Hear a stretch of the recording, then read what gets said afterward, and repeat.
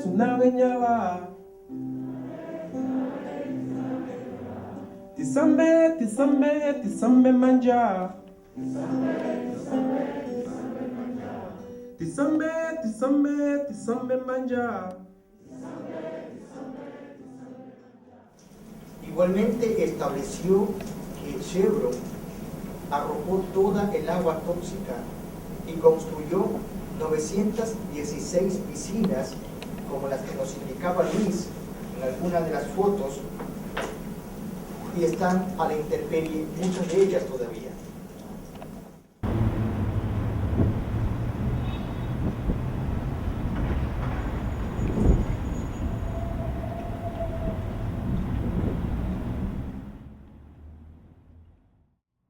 Yeah, it's not clear where Chevron is holding the press conference. We've scheduled one for 10 a.m. to discuss Chevron's tactics of intimidation, and essentially, they're desperate right now.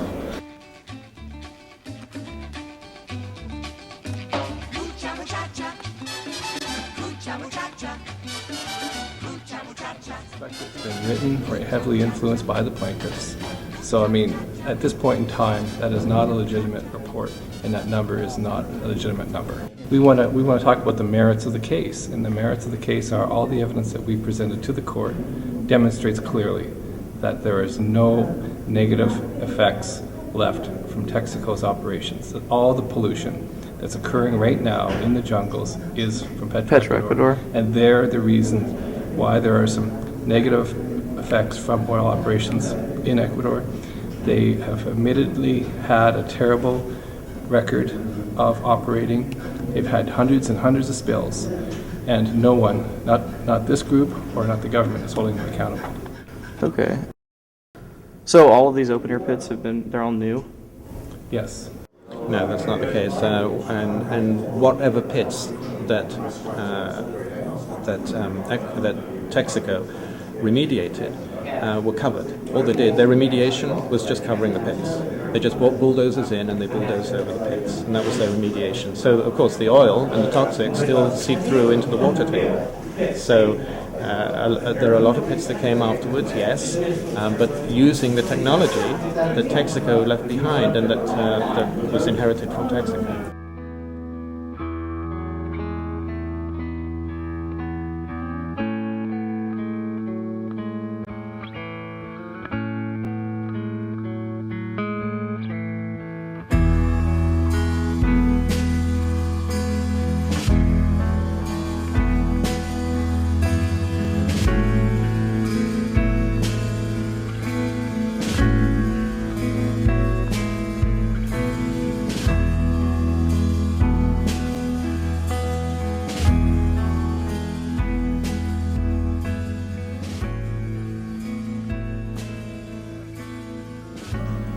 But oil exploitation over the past 3 decades has led to what could be the largest environmental lawsuit in history. The suit claims there has been significant damage to Ecuador's natural resources and its people. El reconocimiento será utilizado para fortalecer la organización social e indígena en bien de la humanidad. Gracias.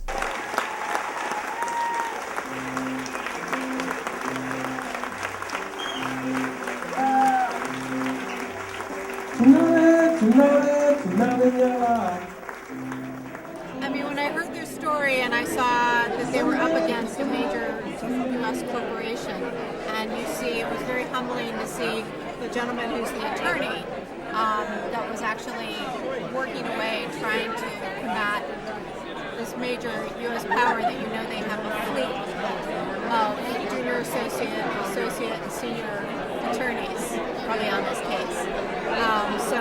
I really found, I guess of all the cases, I found their story the most challenging and the most daunting. Chevron yesterday published a paid newspaper ad in the San Francisco Chronicle, En la que me acusaba a mí de haber mentido o engañado a la opinión pública y al mundo. in which they have accused me of lying to public opinion and the world. Yo he dicho No voy a responder a esas cosas. I have said I'm not going to respond to these charges.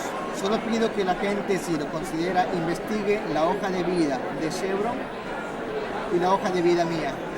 I only ask that people research or investigate their history and my history, Y dése cuenta quién ha violado derechos humanos en el mundo and realize who has violated human rights throughout the world, quién hace dinero a costa del dolor de mucha gente, who makes money at the expense of other people's pain, de quién se comenta que está inmerso en crear guerras por el petróleo, who is involved in creating petroleum-based wars, y daránse cuenta quién está mintiendo en este caso. and you will realize who's lying in this case.